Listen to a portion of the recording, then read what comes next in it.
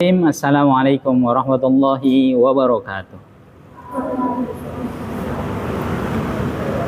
Alhamdulillah, salatu wassalamu ala rasulillah Muhammad ibn Abdillah wa ala alihi wa ashabihi wa mawalah.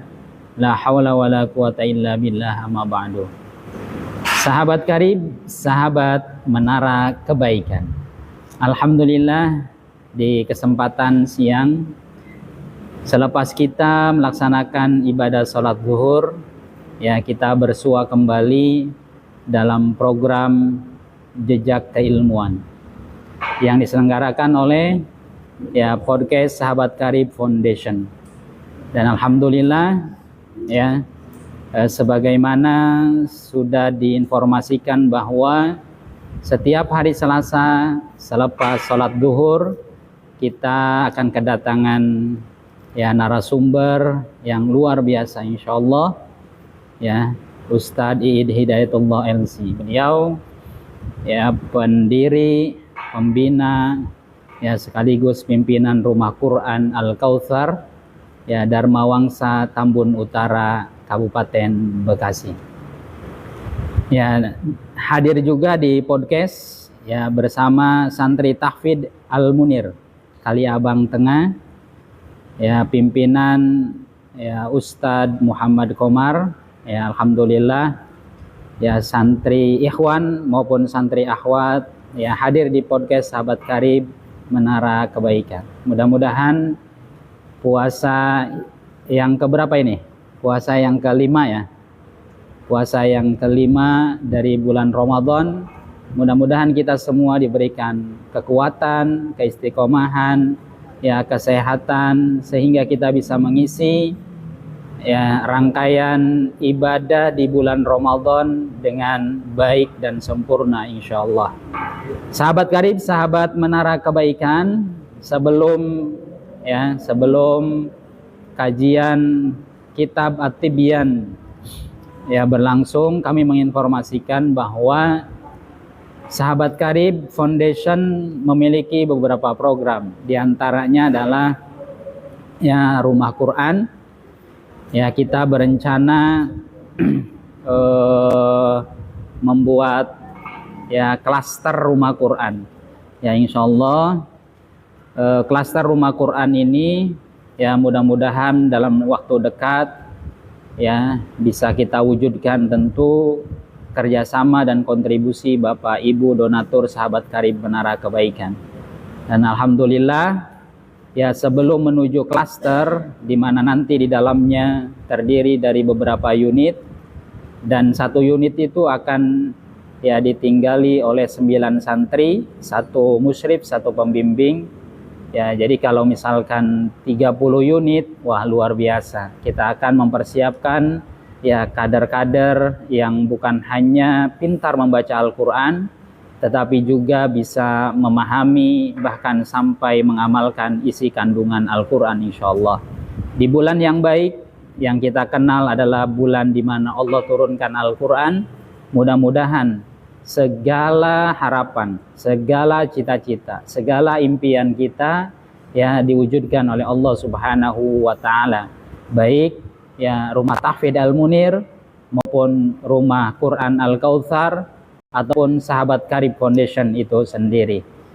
Lalu kemudian kabar baiknya tadi mendapatkan informasi dari salah satu donatur Sahabat Karib Foundation, beliau akan menyerahkan 2 kontrakan, alhamdulillah, 2 kontrakan yang nantinya ini akan digunakan untuk Rumah Quran, wakaf beliau pesan kepada kami agar 2 kontrakan ini disulap, dirubah menjadi Rumah Quran untuk pahalanya untuk kakeknya, neneknya, ayahnya, ibunya beserta keluarga besarnya. Alhamdulillah, insyaallah nanti di Ahad depan kita akan berkunjung bersilaturahim ke salah satu donatur Sahabat Karib Foundation untuk menyerahkan 2 kontrakan. Alhamdulillahirabbil alamin. Ini merupakan awal yang baik, insyaallah, dan membuka jalan berikutnya.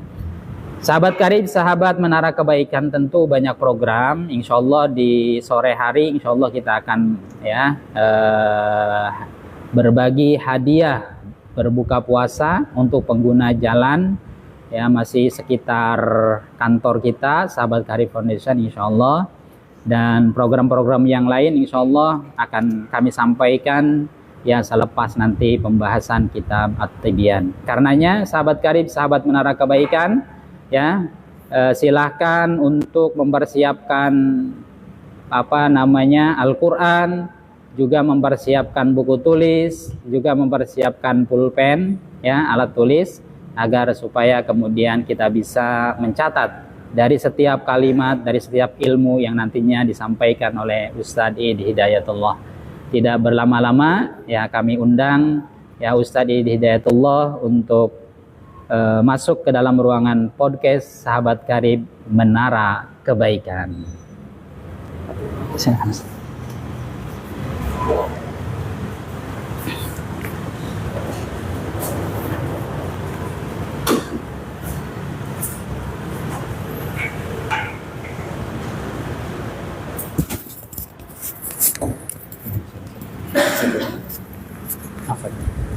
Sebelah sini.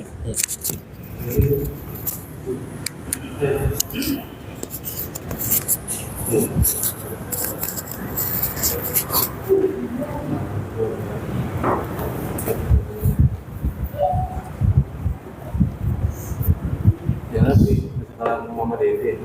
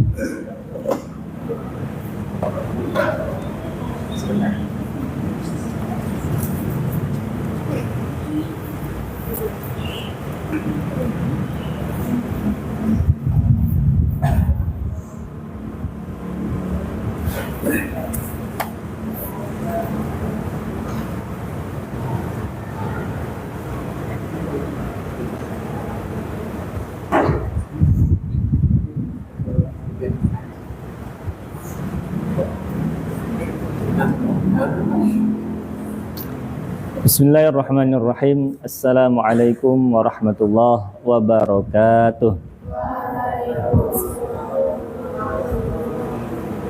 Sahabat karib, sahabat Menara Kebaikan dimanapun kalian berada, teman-teman santri Rumah Tahfiz Al-Munir, pimpinan Ustadz Muhammad Qomar, mudah-mudahan yang hadir di sini semua semakin cinta dan dicintai Allah Subhanahu wa taala, semakin cinta dan dicintai Rasulullah sallallahu alaihi wasallam, mendapat kemudahan untuk bisa memuliakan orang tua, memberikan mahkota kebahagiaan, mahkota kemuliaan yang lebih indah daripada cahaya matahari.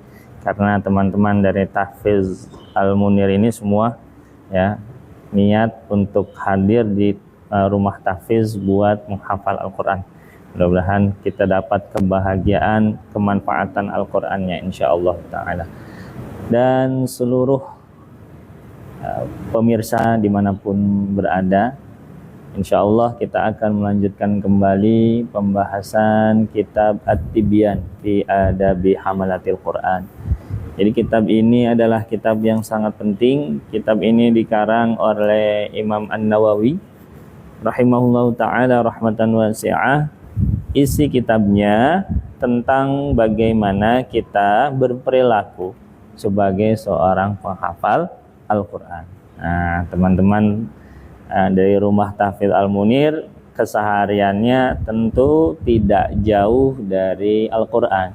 Ataupun para pemirsa yang sedang mengisi Ramadannya berusaha untuk bisa dimaksimalkan, tentu tidak ingin kesempatan emas membersamai Al-Quran ini terlewatkan sedetik pun. Maka untuk menambah keberkahan, untuk menambah kualitas interaksi kita di dalam membaca Al-Quran kepada Allah Subhanahu wa Ta'ala, perlu kita mengetahui adab yang harus diperhatikan. Perlu kita harus mengetahui tata cara etika kita berlaku ketika membaca Al-Quran, mentadabburi Al-Quran, menghafal Al-Quran, mengamalkan Al-Quran, dan lain sebagainya. Kenapa perlu seperti itu? Ya tentu setiap orang tentu ada sesuatu yang harus dijunjung. Setiap kondisi ada hal yang harus dijunjung. Ada istilah di mana bumi dipijak, di situ langit dijunjung. Di mana kondisi kita bertempat di suatu tempat, tentu ada aturan yang harus diperhatikan. Kita misalkan teman-teman Rumah Tahfiz Al-Munir diundang ke rumah gubernur misalkan, maka ada aturannya. Nggak bisa kita pakai pakaian mau main bola, ya.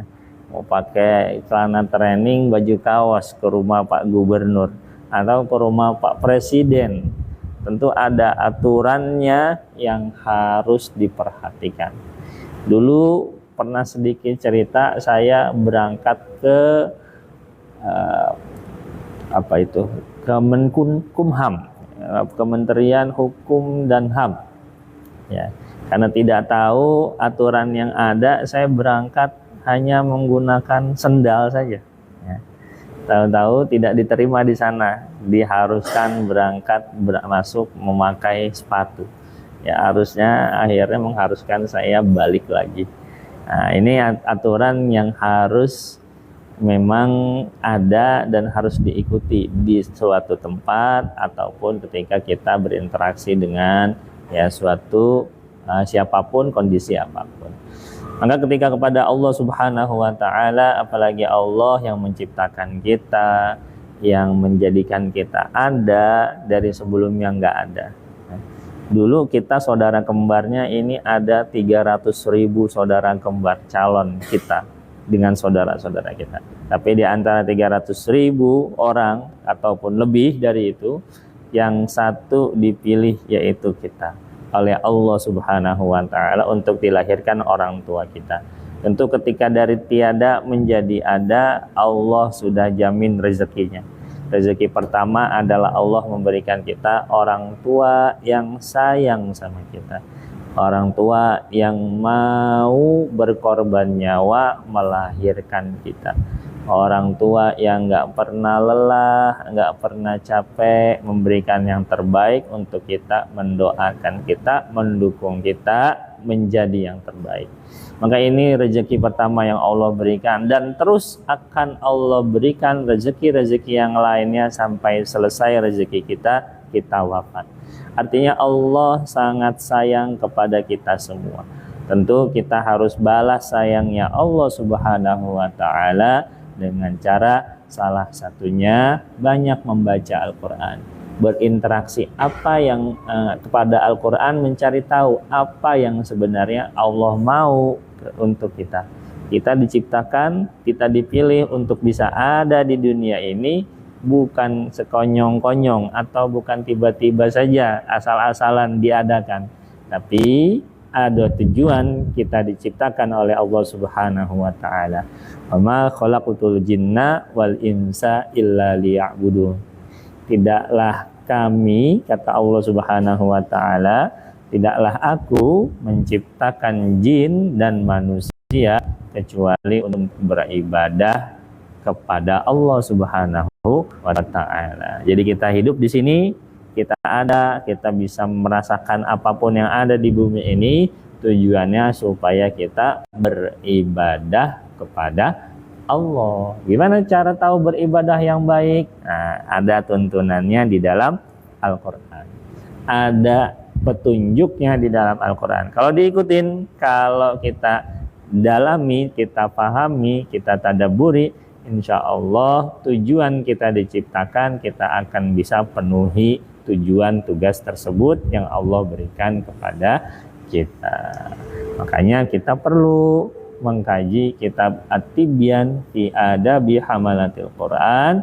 Selain untuk bisa berinteraksi lewat Al-Quran kepada Allah dengan sebaik-baiknya, kita juga memperlakukan diri sendiri memang sebagai hamba Allah. Gak boleh di depan Allah songong, karena Allah sudah memberikan kita segalanya, Allah sudah sayang kepada kita.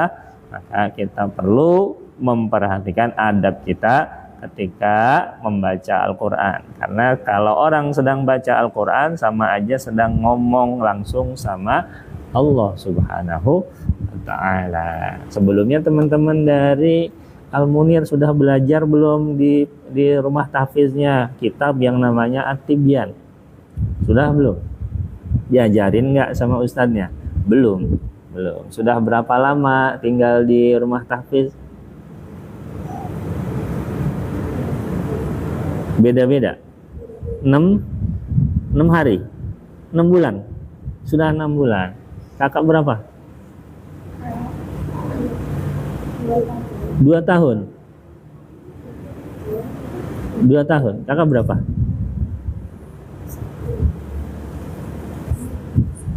1 tahun. Jadi beda-beda ya semua ya. Kakak yang belakang berapa tahun? Sudah berapa lama? 3 tahun di rumah tahfiz Al-Munir. Ya, alhamdulillah sudah beberapa tahun lama sudah menjadi santri. Mudah-mudahan Allah berikan keberkahan buat seluruh santri. Allah mudahkan di dalam menghafal Al-Quran, mengikuti ya jejak Rasulullah Shallallahu Alaihi Wasallam, mengikuti para sahabat, mengikuti orang-orang yang soleh yang hafal Al-Quran. Baik, insya Allah kita akan bacakan beberapa isi dari kitab At-Tibyan bab pertama. Bismillahirrahmanirrahim. Qala al-muallifu rahimahullahu ta'ala wa nafa'ana bi barakati ulumihi fid dharaini amin amin amin ya rabbal alamin. Kitab ini dikarang oleh seorang ulama yang luar biasa.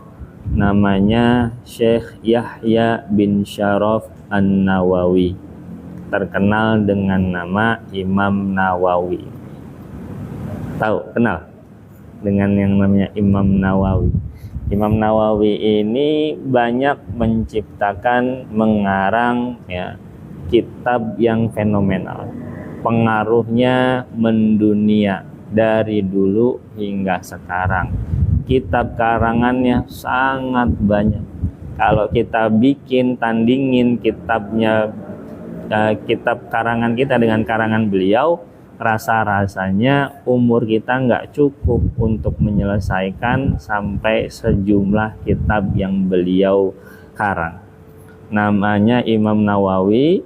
Kitab Imam Nawawi yang salah satunya yang fenomenal mengenai adab menghafal Al-Quran adalah At-Tibyan fi Adabi Hamalatil Quran. Kitab ini dikaji di berbagai pesantren. Kitab ini dikaji di berbagai daurah. Di kitab ini dikaji di berbagai rumah Quran, yang memang ini adalah tuntunan kita bagaimana kita memiliki adab etika yang harus kita junjung ketika kita sedang ya berinteraksi dengan Al-Quran. Sedikit kita mengenal Imam Nawawi. Beliau usianya cukup muda wafatnya. Umur beliau sampai wafat itu 44 tahun.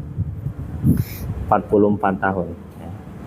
Ya mungkin orang tua kita umur 44 tahun belum banyak ubannya ya. Belum banyak keriputnya. Ada di sini orang tuanya umur yang 44 tahun. Ada yang lebih, ada yang 50 tahun, ada 60 tahun. Siapa di sini yang 40 tahun orang tuanya umurnya? Ada? Ada. 30 tahun. Nggak tahu. Apa nggak tahu umur orang tuanya? Tahu. Berapa, Kak?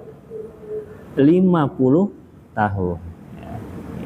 Ini wafat Imam Nawawi ketika umur 44 tahun. dalam keadaan belum sempat menikah. Kenapa belum sempat menikah? Karena saking sibuknya beribadah, saking sibuknya belajar, mengajar, berkarya, tidak sempat waktunya untuk menikah. Dari satu hari berapa jam, Kak? 24 jam.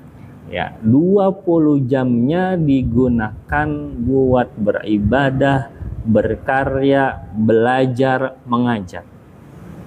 Sisanya istirahat hanya 4 jam. 20 jamnya dipakai buat ketaatan kepada Allah, beribadah, berkarya, belajar, mengajar. Oleh karena itu, hanya 4 jam istirahat saja, ya tidak punya waktu Imam Nawawi untuk mengurusi nikah atau menikah dan lain sebagainya.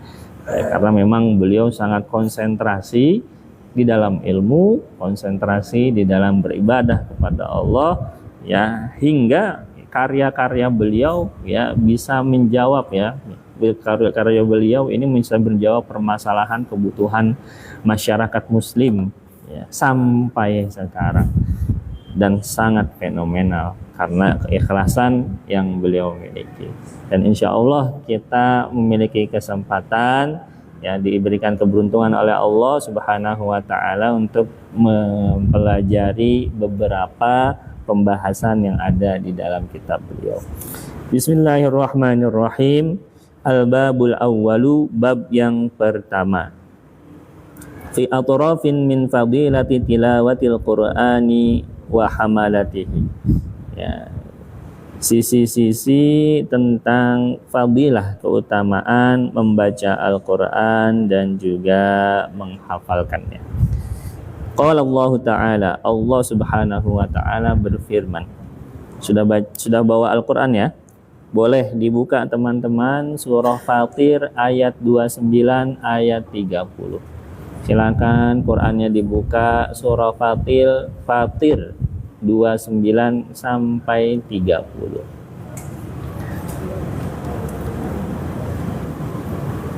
Surah Fatir ayat 29 sampai 30. Ya. Sudah ketemu. Saya bacakan bunyinya. A'udzu billahi minasyaitonir rajim. Bismillahirrahmanirrahim. Innal ladzina yatluna kitaballahi wa aqamus salata wa anfaqu mimma razaqnahum sirran wa alaniyatan yarjuna tijaratan lan tabur liwaffiyahum ujurahum wa yazidahum min fadlih innahu ghafurun syakur. Sudah ketemu? Ini surah Fatir ayat 29 ayat 30. Coba kita lihat terjemahannya. Innalladzina yatluna kitaballah. Sesungguhnya orang-orang yang membaca kitabullah. Di sini Dr. Isa Ma'sarawi menjelaskan bahwasanya membaca di sini, ya, mereka banyak membaca Al-Quran, mereka dawam istiqomah membaca Al-Quran dengan tadabbur makna-maknanya, lalu dia amalkan dengan juga mentaati aturan-aturan yang ada di dalamnya. Itu yang disebut membaca menurut Dr. Isa Al-Ma'sarawi di dalam salah satu daurah yang beliau sampaikan di Bandung. Kitab Allah wa aqamus shalah, dan juga orang-orang yang mendirikan sholat, yang sholatnya berusaha maksimal dari sebelum azan sudah siap semua-muanya, dari sebelum azan niat dan jiwa raga hadir untuk menyambut panggilan Allah. Itulah yang disebut mendirikan sholat. Wa anfaqu mimma razaqnahum sirran wa alaniyah, dan mereka yang berinfak dari rezeki yang Allah telah berikan kepadanya, baik cara berinfaknya secara sembunyi-sembunyi ataupun terang-terangan, seperti perjuangan yang dilakukan oleh sahabat Karib Foundation ini, ya, berusaha memberikan, menebar kebaikan, ya, sahabat menara kebaikan. Yarjuna tijaratan lan tabur. Mereka ini yang tadi, 3 orang tadi, membaca kitabullah, mendirikan sholat, berinfak di jalan Allah dari rezeki yang Allah berikan sembunyi-sembunyi ataupun terang-terangan. Mereka ini sedang mengharapkan perdagangan yang tiada merugi. Ya, di sini ada yang orang tuanya jualan? Nggak ada. Ada yang di sini orang tuanya pengusaha. Ya. Kalau orang jualan ada untung, ada rugi. Kadang untung, tapi nggak mesti setiap hari untung terus. Terkadang ada ruginya. Tapi kalau kita ibadah, kita taat, kita melakukan apa yang Allah perintahkan, menjauhi apa yang Allah larang, apa yang kita korbankan, kita persembahkan, kita jual dari waktu, tenaga, pikiran, hidup kita, mati kita, insya Allah akan dibalas dengan yang lebih luar biasa lagi sama Allah. Intinya apapun yang kita keluarkan untuk Allah, Allah sudah pasti akan balasnya dengan yang lebih luar biasa, dan itu sudah pasti untung, tidak pernah rugi. Kita bismillah punya niat datang ke rumah Tahfiz Al-Munir buat belajar Al-Quran, buat ngafal Al-Quran. Waktu dikorbankan, umur dikorbankan, pikiran, tenaga dikorbankan, ya, jauh dari orang tua, jauh dari keluarga, ya, berkorban dengan segala apa yang ada di situ. Kita harus terima, syukuri, dan maksimalkan untuk belajar Al-Quran. Maka ini adalah pengorbanan yang insya Allah Allah akan balas dengan balasan yang luar biasa. Kenapa? Karena Allah ini sayangnya sangat luar biasa kepada ciptaannya. Sayangnya, rahmatnya kepada hamba-hambanya sangatlah luar biasa. Jadi sudah pasti Allah akan berikan apa yang kita jual daripada pengorbanan kita dengan bayaran dari Allah berupa balasan yang luar biasa, tiada terbanding indahnya. Contoh, pernah ke rumah Pondok Indah atau pernah ke Dharma Wangsa enggak? Kolam renang di Tambun Utara ada namanya perumahan Dharma Wangsa. Di situ ada kolam renang Dharma Wangsa. Di sekitarannya ada perumahan, ada yang harganya 1 miliar, ada yang 1,5 miliar, ada yang ratusan juta, dan lain sebagainya. Ya. Tentu ketika kita melihat indahnya rumah tersebut, kita ingin mendapatkan rumah itu. Nah, ternyata Allah menyiapkan rumah yang lebih indah di surga yang tiada terbayang buat orang yang menginfakkan di jalan Allah. Artinya untuk membeli rumah kita harus menyediakan miliaran atau ratusan juta supaya bisa kita tempati, kita tinggali. Tapi kalau membeli surga yang Allah akan berikan buat kita, cukup kita bermodal keikhlasan, ketulusan dengan berapapun nilai yang bisa kita berikan, berapapun kuatnya kita di dalam mempersembahkan kemampuan kita untuk taat kepada Allah.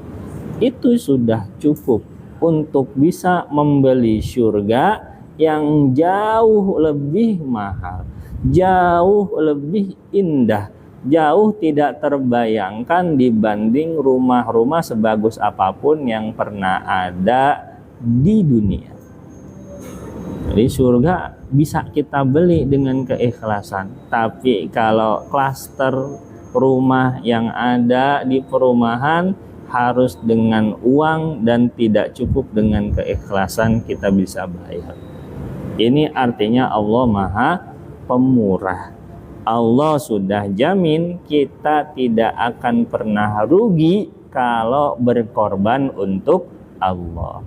Tapi kalau berkorban harta untuk manusia belum tentu untung, belum tentu rugi.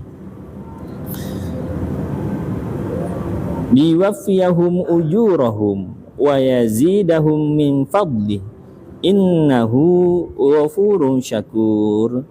Tujuannya Allah untuk apa? Agar Allah menyempurnakan pahala mereka dan menambah karunia-Nya kepada mereka, karena sesungguhnya Allah Maha Pengampun lagi Maha menerima rasa syukur, Maha menerima ucapan syukur dari hamba-hambanya.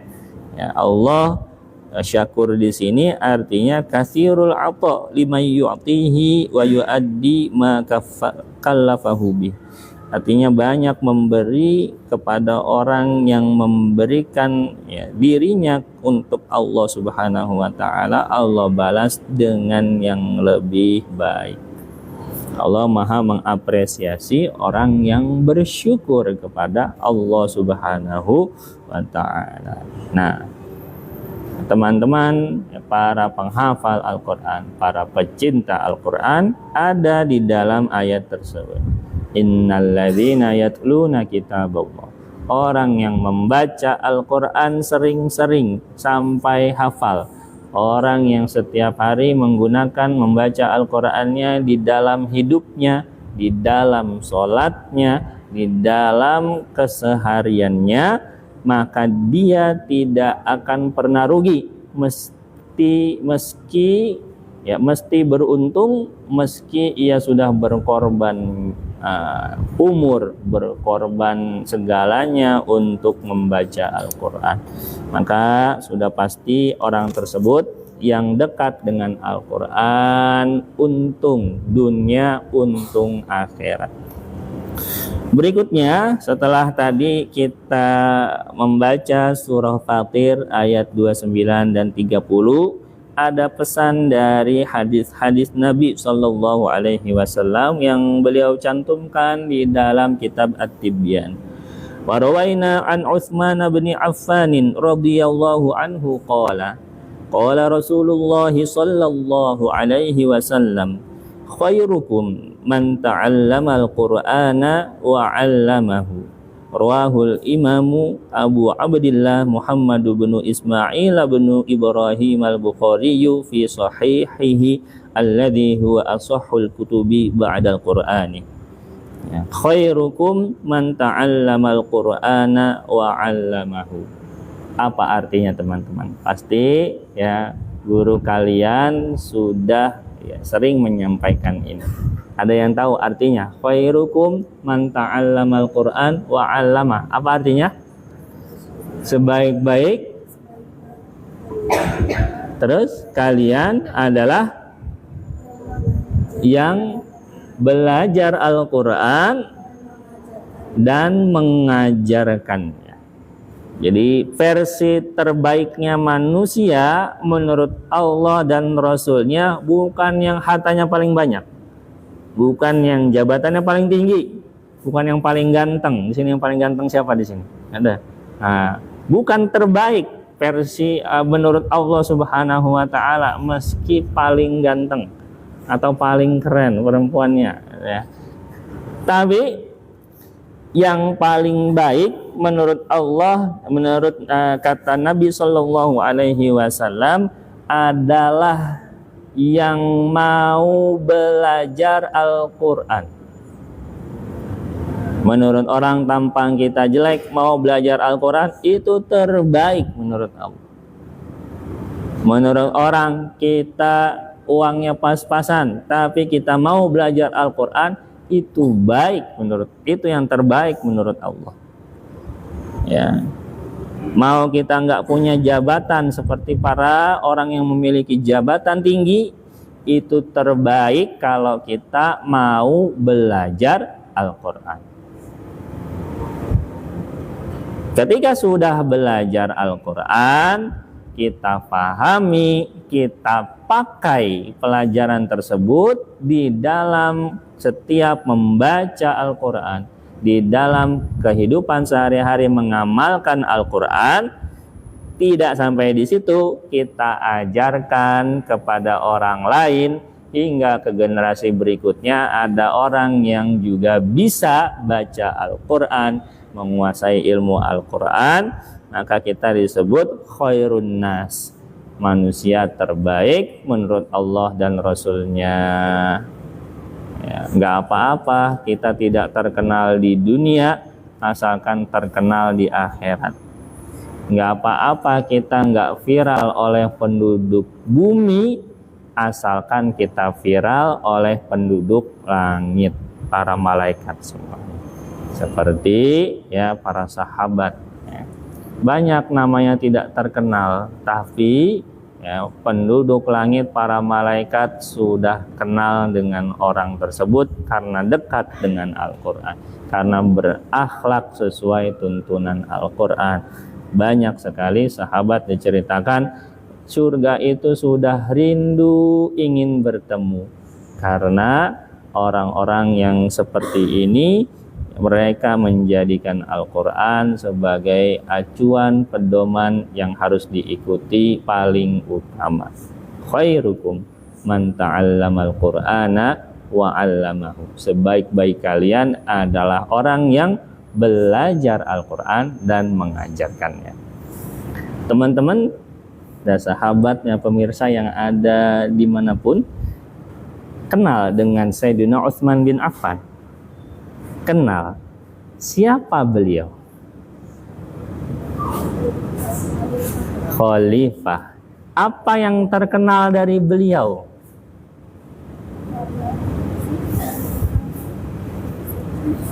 Bebas menjawab. Apa yang terkenal dari Sayyidina Utsman bin Affan?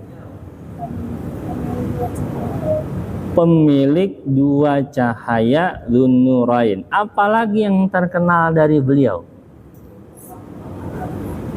Apa? Pembuat mushaf Rasm Utsmani, ya, membuat baku Rasm Utsmani, ya. Ya, pembuat sumur juga. Banyak jasa yang dilakukan Sayyidina Utsman bin Affan.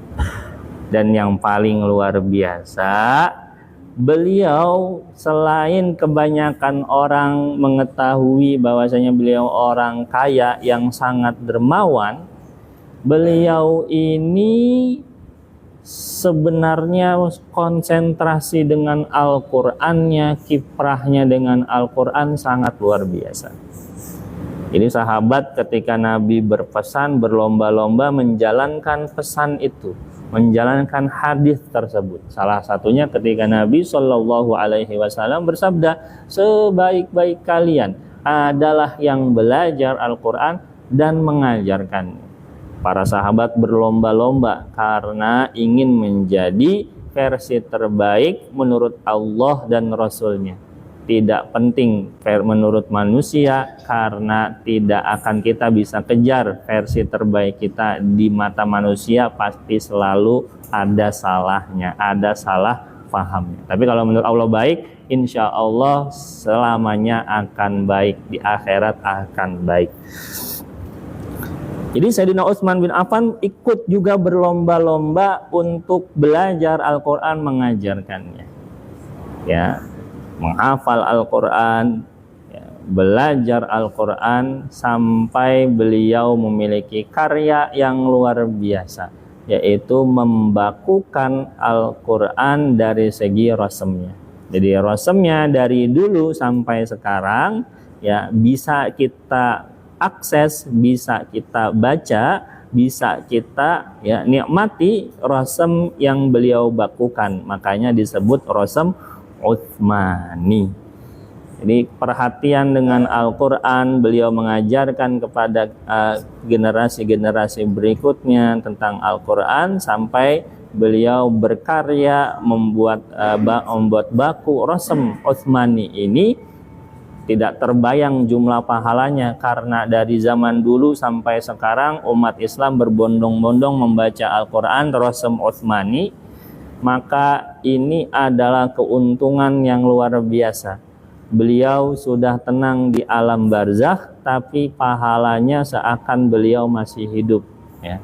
Bahkan berlipat-lipat karena banyak sekali yang membaca ya Al-Quran dengan rasam Utsmani. Bahkan ya semua Al-Quran rasamnya Utsmani hampir keseluruhannya. Baik, kiprah beliau luar biasa karena ingin mengikuti sunnah Nabi Sallallahu Alaihi Wasallam ini. Bahkan saking cintanya beliau, saking ingin dekatnya dengan beliau, tergambar kemuliaannya saat beliau wafat. Teman-teman tahu ya, kisah wafatnya Sayyidina Utsman bin Affan. Beliau wafat saat apa?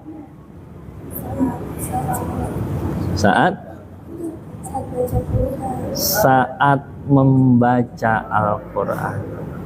Kecintaannya tergambar ketika beliau ya wafat. Seorang yang terbiasa melakukan suatu hal akan diwafatkan dalam hal tersebut. Bukti bahwa Sayyidina Utsman mengamalkan khairukum man ta'allamal Qur'an wa 'allamahu adalah beliau hingga wafat tetap tidak jauh, sangat dekat dengan Al-Quran. Walaupun beliau berdarah-darah dibunuh, tapi Al-Quran mushafnya masih didekap oleh beliau, wafat dalam keadaan membaca Al-Quran. Ini bukti kemuliaan Sayyidina Utsman bin Affan mengamalkan khairukum man ta'allamal Quran wa 'allama, mendapat kemuliaan dekat di dunia dengan Al-Quran, sudah pasti dekat dengan Allah melalui Al-Quran di akhirat. Mudah-mudahan kita pun termasuk orang yang berlomba-lomba dekat dengan Al-Quran, termotivasi dengan pesan Nabi, khairukum man ta'allamal Quran wa 'allamahu.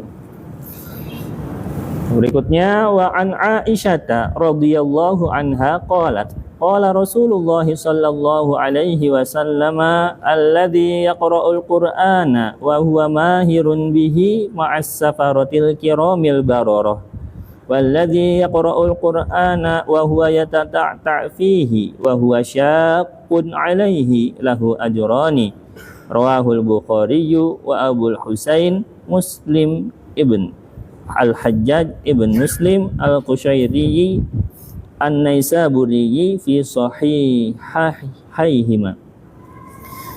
Dari Sayyidah Aisyah radhiyallahu anha, beliau mengatakan Rasulullah sallallahu alaihi wasallam bersabda, alladzi yaqra'ul Qur'an wa huwa mahirun bihi, orang yang membaca Al-Qur'an ia mahir dengannya.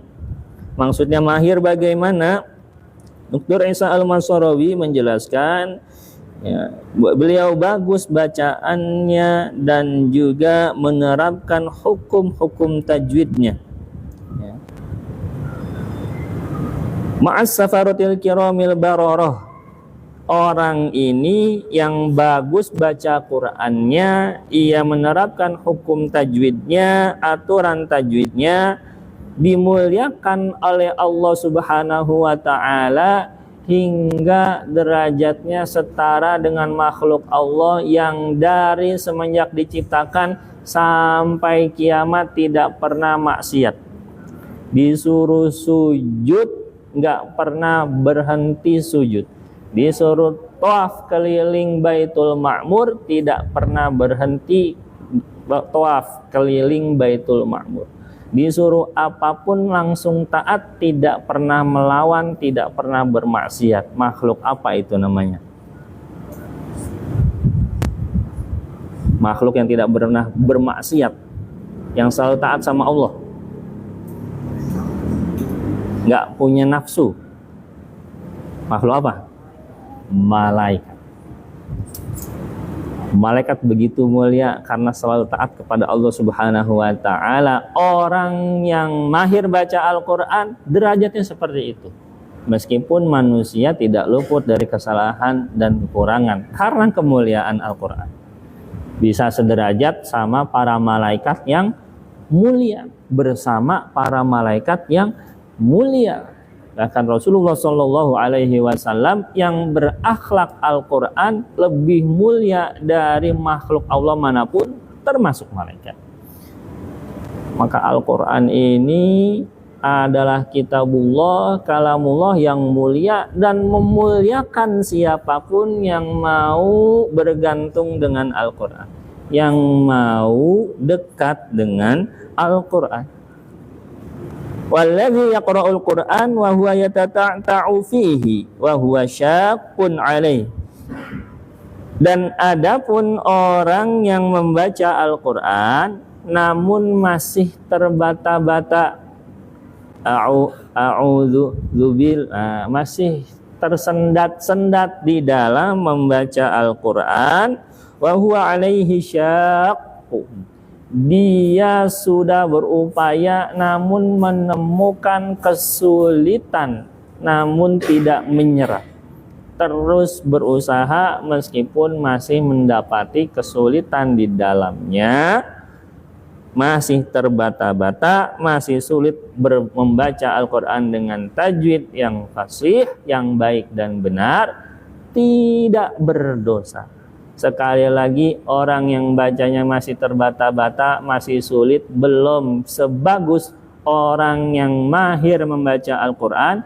Dia tidak dikasih dosa oleh Allah. Allah senang kepadanya, dan saking senangnya Allah Subhanahu wa ta'ala memberikan dia lahu ajrani, dikasih pahala 2 oleh Allah Subhanahu wa ta'ala. Meskipun bacanya masih terbata-bata, masih belum sempurna, masih banyak salahnya.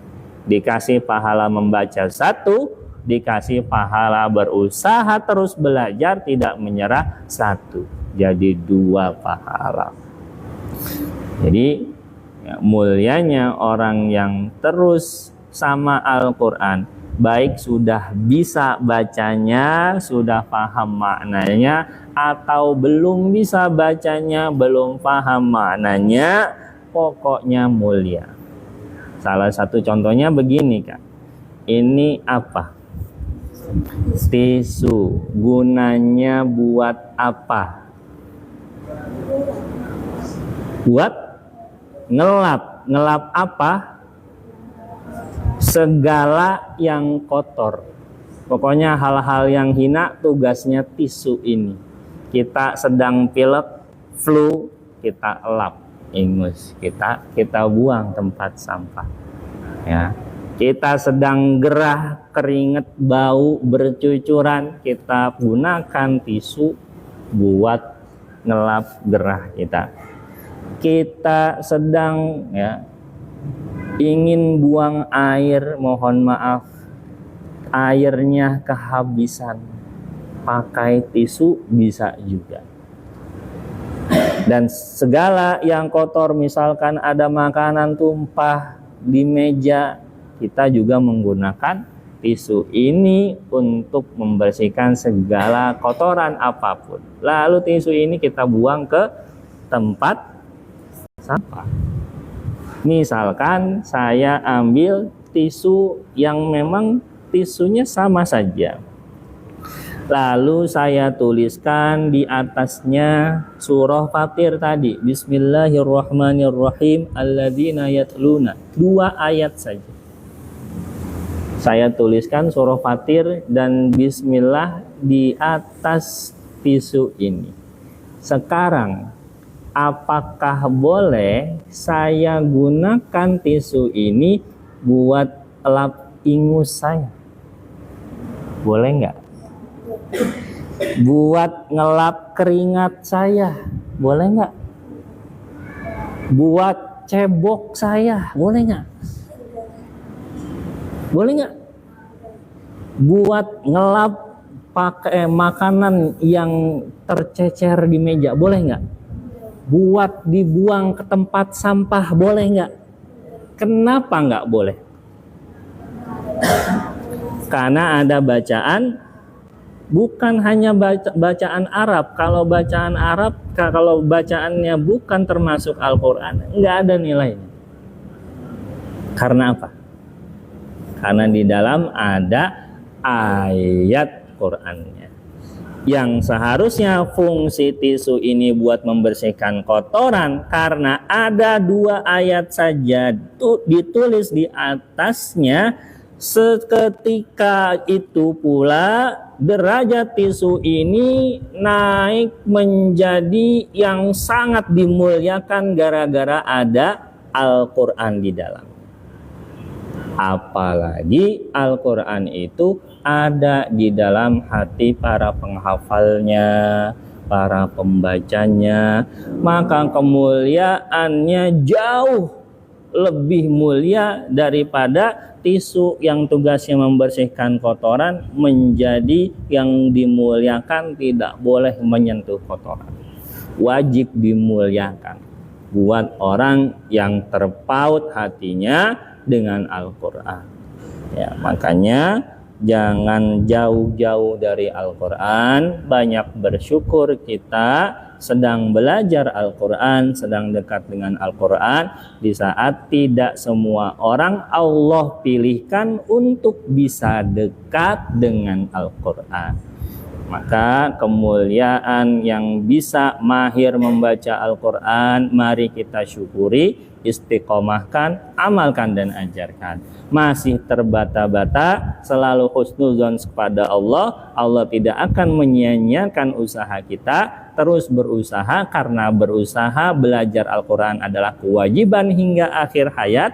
Insya Allah niat kita ingin jadi orang yang ahli Al-Quran, bisa baca Al-Quran, Allah akan catat sesuai yang diniatkan, meskipun masih selama hidupnya tetap terbata-bata.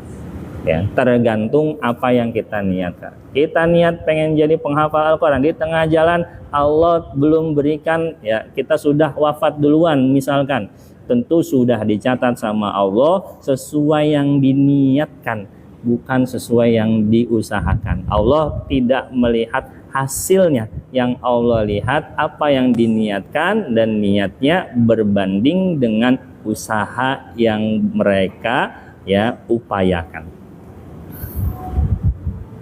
Tidak penting hasilnya seperti apa, karena yang menentukan hasil Allah. Tapi yang berniat dan mengusahakan itu tugasnya kita sebagai manusia. Wa an Abi Musa al-Asy'ari radhiyallahu anhu qala Rasulullah sallallahu alaihi wasallam, mathalul mu'mini alladhi yaqra'ul Qur'ana mathalul utrujjah rihuha tayyibun wa ta'muha tayyibun wa mathalul mu'mini alladhi la yaqra'ul Qur'ana mathalut tamrati la riha laha wa ta'muha hulwun wa mathalul munafiqi alladhi yaqra'ul Qur'ana mathalur raihanati rihuha tayyibun wa ta'muha murrun wa mathalul munafiqi alladhi la yaqra'ul Qur'ana kamathalil hanzalati laisa laha rihun wa ta'muha murrun. Rawahul Bukhari wa Muslim. Dari Abu Musa al-Asy'ari radhiyallahu anhu, bahwasanya beliau berkata, Rasulullah sallallahu alaihi wasallam bersabda, Matsalul mu'minil ladzi yaqra'ul Qur'an matsalul utrujjah. Perumpamaan seorang yang memiliki iman, seorang yang beriman, yang membaca Al-Qur'an, dia hafal Al-Quran, matsalul utrujjah, seperti buah utrujjah. Apa artinya? Ada yang tahu? Utruja itu buah jeruk. Sudah pernah coba buah jeruk? Tahu buah jeruk? Sudah kenal ya? Sudah sering merasakan buah jeruk ya. Masalul utrujah, orang yang membaca Al-Quran dan beriman kepada Allah, perumpamaannya seperti buah jeruk. Apa kesamaan jeruk dengan mukmin yang baca Al-Quran? Ya, rihuha thayyib wa ta'muha thayyib. Wanginya harum. Ya, jeruk ada yang bau nggak? Mungkin kalau busuk kali ya. Kalau nggak busuk, wangi. Dan semua ya tidak pernah merasa terganggu dengan wangi jeruk yang asli. Mungkin kalau parfum jeruk ada yang suka, ada yang enggak. Tapi kalau wangi jeruk yang asli tidak ada yang terganggu. Tapi kalau wangi duren ada yang suka, ada yang enggak. Meskipun kebanyakan ada yang bilang harum, tapi ada yang enggak suka juga. Sampai orang Sumatera pun ada yang tidak suka. Ketika saya silaturahim ke Sumatera, ke Jambi tepatnya. Masalul utrujah rihuha thayyib wa ta'muha thayyib. Wanginya harum, buahnya enak, dalamnya rasanya enak, manis ya, sering disukai anak kecil, remaja, dewasa, orang tua pun suka dengan jeruk ini. Kenapa? Karena ya luar dalam enak, wangi enak, rasa enak. Orang yang beriman ya dalamnya enak. Kalau baca Al-Quran maka luarnya pun akan harum, membawa kebaikan, keindahan, cahaya di dunia dan di akhirat. Orang yang dekat dengan Al-Quran ya wanginya tercium, cahaya keindahannya, kewibawaannya berbeda dengan orang yang tidak baca Al-Quran, tidak hafal Al-Quran. Semuanya bisa merasakan, bisa dilihat dari cahaya yang dipancarkan, akhlak yang dipancarkan akan berpengaruh membuat orang lain juga merasa keindahannya seperti wangi jeruk. Wa masalul mu'minil ladzi la yaqra'ul qur'ana masalut tamrati la rihalaha wa ta'muha hulwun. Dan permisalan orang mukmin beriman kepada Allah, memiliki iman kepada Allah dan Rasulnya dan kepada yang wajib diimaninya, namun tidak membaca Al-Quran atau tidak hafal Al-Quran juga. Masalut tamroh, dia seperti kurma, lari halaha, tidak punya wangi yang semerbak. Sudah pernah nyobain kurma? Ya, kalau bulan Ramadan buka puasa iftar pakai kurma apa langsung pakai ini sop buah? Gorengan. Air putih, iya. Gorengan. Dan insya Allah kita sudah familiar dengan kurma, apalagi di bulan Ramadan ini. Nah, kira-kira kalau dicium kurma itu wangi enggak? Ya, kalau dideketin ada wanginya, tapi bisa semerbak seperti jeruk enggak? Enggak. Tidak semerbak, harum, meluas seperti jeruk.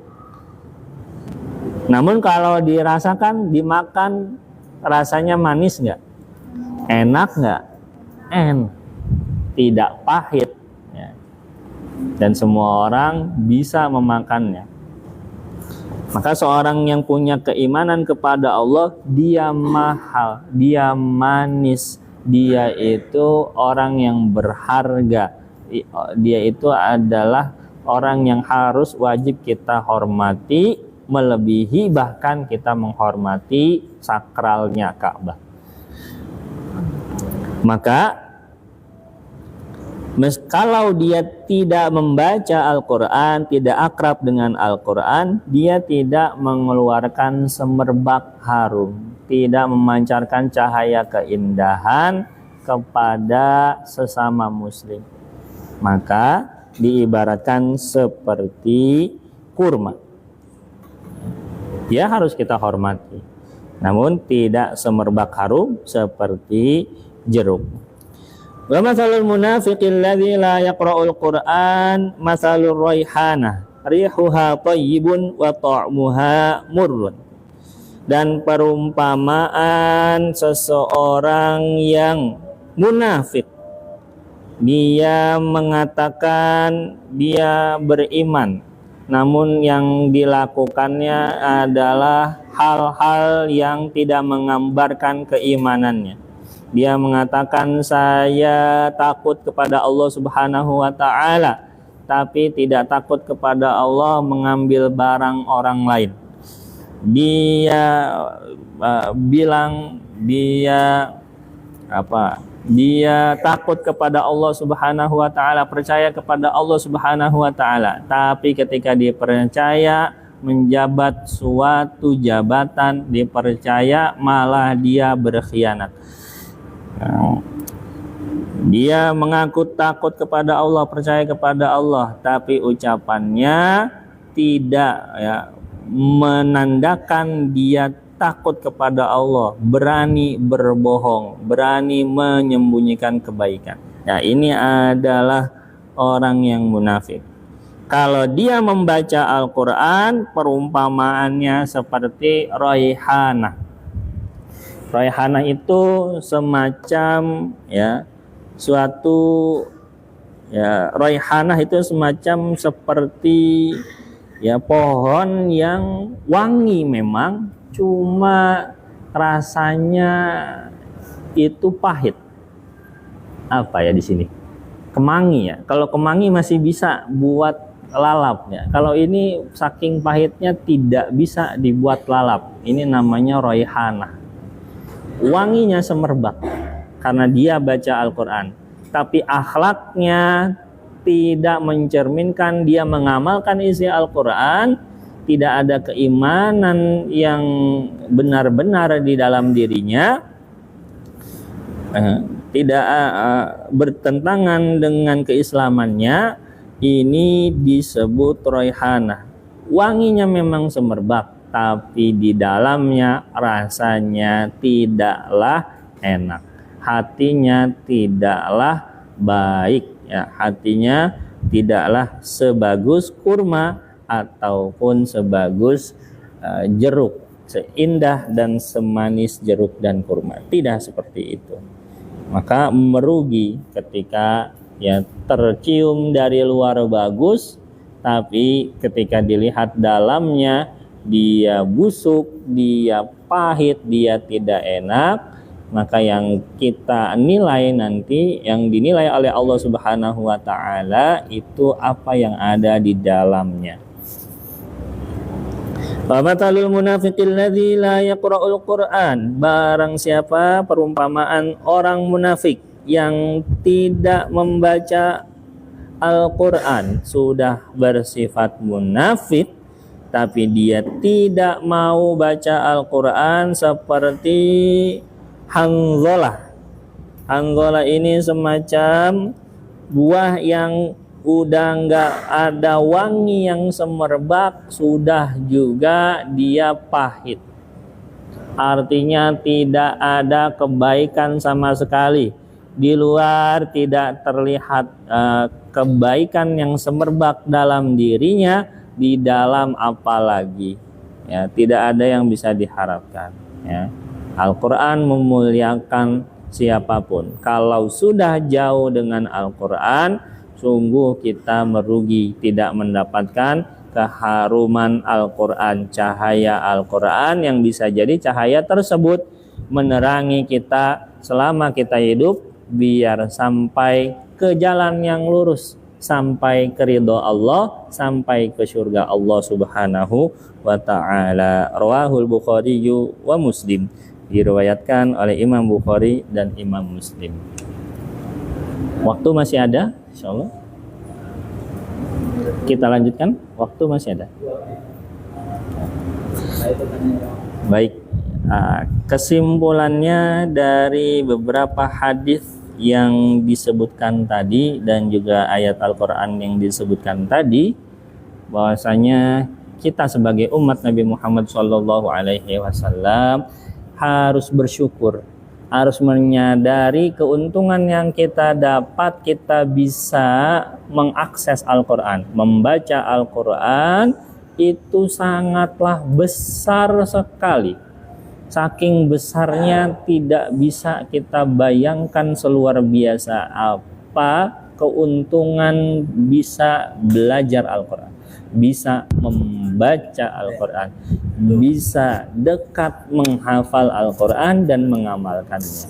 Umat-umat terdahulu, teman-teman semua, pemirsa dimanapun kalian berada, itu menginginkan menjadi umat Nabi Shallallahu Alaihi Wasallam. Bahkan nabinya sendiri pun ingin menjadi umat Nabi Muhammad Shallallahu Alaihi Wasallam, karena keuntungan yang dimiliki oleh umat Nabi Muhammad Shallallahu Alaihi Wasallam sangatlah banyak, sangatlah luar biasa. Salah satunya adalah Al-Quran ini. Al-Quran ini kalau satu hurufnya bernilai 10 kebaikan, bernilai syafaat, bernilai penyembuh, bernilai petunjuk, dan banyak lagi hal-hal yang lainnya yang ada di dalam Al-Quran tidak diberikan kepada umat terdahulu. Maka kita sebagai umat Nabi Muhammad SAW, meskipun umurnya pendek-pendek, sekitar 60 atau 70, tapi amaliyahnya bisa melebihi orang-orang yang umurnya ratusan tahun, bahkan ribuan tahun, kalau mau memanfaatkannya dengan sebaik-baiknya. Maka di bulan Ramadan ini, mari kita jadikan ajang untuk semakin dekat dengan Al-Quran, dan jangan jauh dari Al-Quran meskipun Ramadan sudah berlalu. Jadikan ini start untuk kita memulai dengan niat yang kuat. Insya Allah, Allah akan menguatkan. Kalau niatnya tidak kuat dan tidak jujur, mana bisa, mana mau Allah memberikan kekuatan. Mudah-mudahan Allah kuatkan kita dengan niat jujur kita ingin mendapat ridho Allah Subhanahu wa Ta'ala. Mudah-mudahan kita mendapatkan kemuliaan Al-Quran, termasuk juga para santri yang ada, yang hadir pada siang hari ini, semuanya mendapat kemuliaan Al-Quran. Amin, amin ya Rabbal Alamin. Begitu juga para pemirsa yang ada di manapun. Afan agak geser. Ya. Maaf.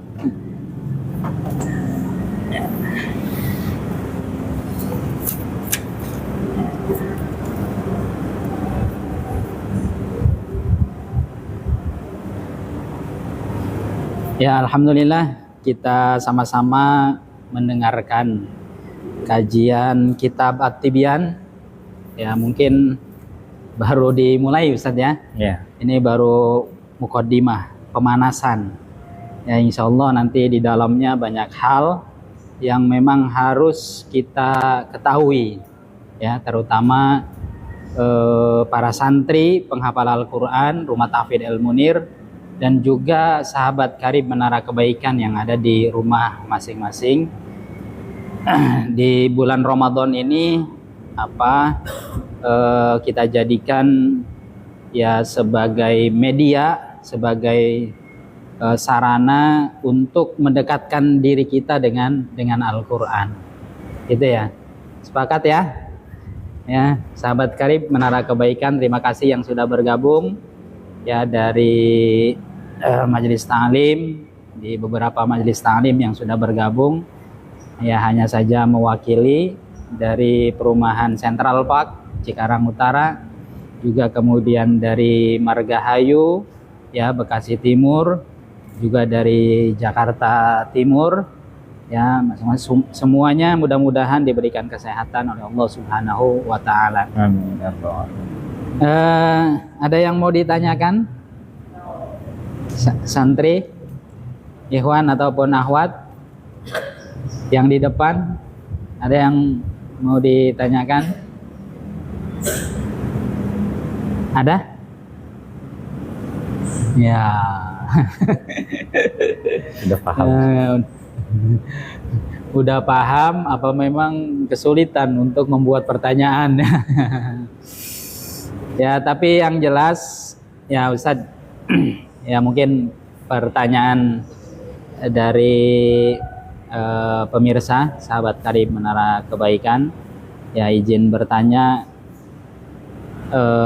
supaya kita memiliki sifat gimana gitu ya terhadap Al-Quran itu seperti apa. Karena sampai saat ini apa ya, Al-Quran itu ya belum masuk ke dalam jiwa, belum masuk ke dalam hati, sehingga membacanya hanya di momentum-momentum saja, belum bisa apa membacanya setiap hari gitu ya, mengikuti program one day one juz juga, one day one ayah itu masih apa, ibarat kata orang Bekasi mah masih belentang-belentong. Apa itu, paham gak ya? Masih inilah ya, kadang-kala baca, kadang-kala enggak kan gitu ya. Supaya kita memiliki greget terhadap Al-Quran, maksudnya rasa cinta yang luar biasa terhadap Al-Quran itu seperti apa?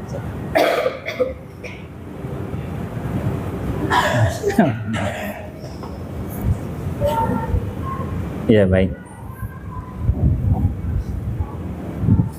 Ada sebuah istilah seperti ini, para pemirsa, sahabat karib, dimanapun Anda berada, dan para santri. Tak kenal maka tak sayang, ya. Tak kenal maka ta'aruf, ya. Tak kenal maka tak sayang, tak kenal maka ta'aruf. Artinya apa? Kecintaan kita terhadap Al-Quran agar tidak pernah jemu di dalam membaca Al-Quran, harus kita mengenal siapa pemilik kalamullah ini.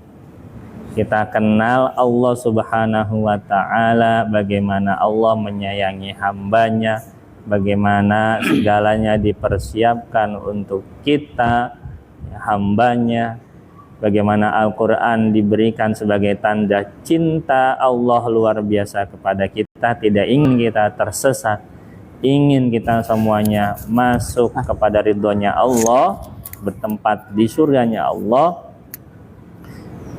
Maka dengan semakin kita kenal kepada Allah Subhanahu wa Ta'ala, kita tahu juga manfaat di dalam membaca Al-Quran. Kita tahu para sahabat bagaimana berlombanya mereka dengan Al-Quran, para guru yang kita teladani bagaimana tidak pernah bosan dengan Al-Quran. Maka itu harus kita dekati, itu harus banyak kita ketahui, itu harus semakin kita kenali, khususnya bagaimana kita kenal Allah Subhanahu wa Ta'ala, maka akan tumbuh kecintaan di dalam diri kita. Kalaupun belum tumbuh kecintaan, paksakan diri untuk memulai sebuah perubahan. Paksakan diri untuk bisa membaca Al-Quran, karena dengan niat yang baik Allah akan berikan kemudahan, Allah akan berikan taufik, jalan keluar dengan segala yang kita niatkan. Kalau kita belum berniat yang baik, berniat yang jujur, berniat yang kuat, kita masih akan kesulitan bisa dekat dengan Al-Quran. Ya, niatnya harus baik, harus jujur, harus kuat.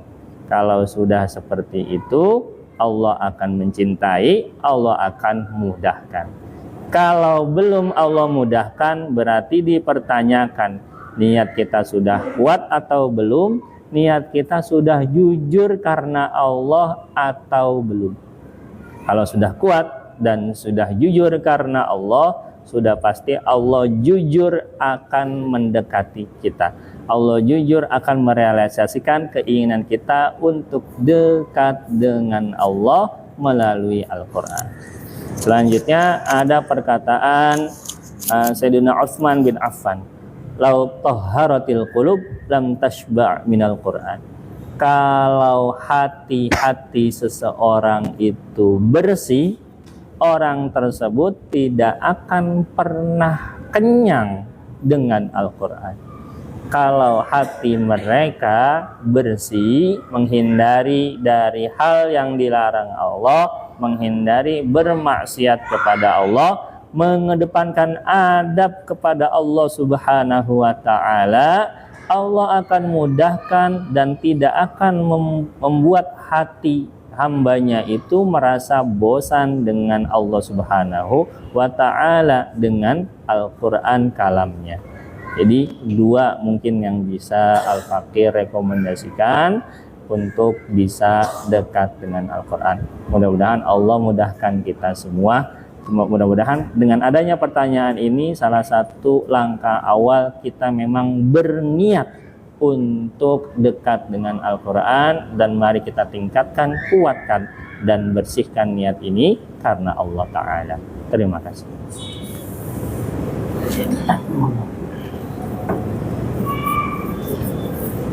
Ya, alhamdulillah sudah dijawab pertanyaannya. Ya, jika masih ada pertanyaan nanti silakan ditulis di kolom chat. Nanti kita akan tanyakan via ya offline ataupun via online insyaallah. Baik sahabat karib, sahabat Menara Kebaikan, kebersamaan kita karena dibatasi dengan waktu, ya kita akhiri ya kajian ini ya dengan sama-sama membaca istighfar. Astaghfirullahaladzim, astaghfirullahaladzim, astaghfirullahaladzim. Disempurnakan dengan kafaratul majlis. Subhanakallahumma bihamdika asyhadu an la ilaha illa anta astaghfiruka wa atubu ilaik. Ya, saya Mukofin Sohib dan Ustadi Hidayatullah LC. Ya, mohon undur diri. Mudah-mudahan kita akan bersua kembali di Selasa depan insyaallah. Mudah-mudahan kita diberikan kesehatan, kemudahan, dan tentu yang paling ya penting adalah ya kita bisa mendapatkan nikmat taufik dari Allah Subhanahu wa Ta'ala. Amin amin ya rabbal alamin. Billahi taufik wal hidayah. Assalamualaikum warahmatullahi wabarakatuh. Waalaikumsalam warahmatullahi wabarakatuh. Ya.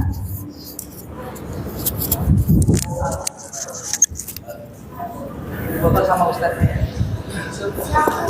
Foto di sana aja ya? Bang Are, foto di sana aja ya? Iya. Siap, informasi.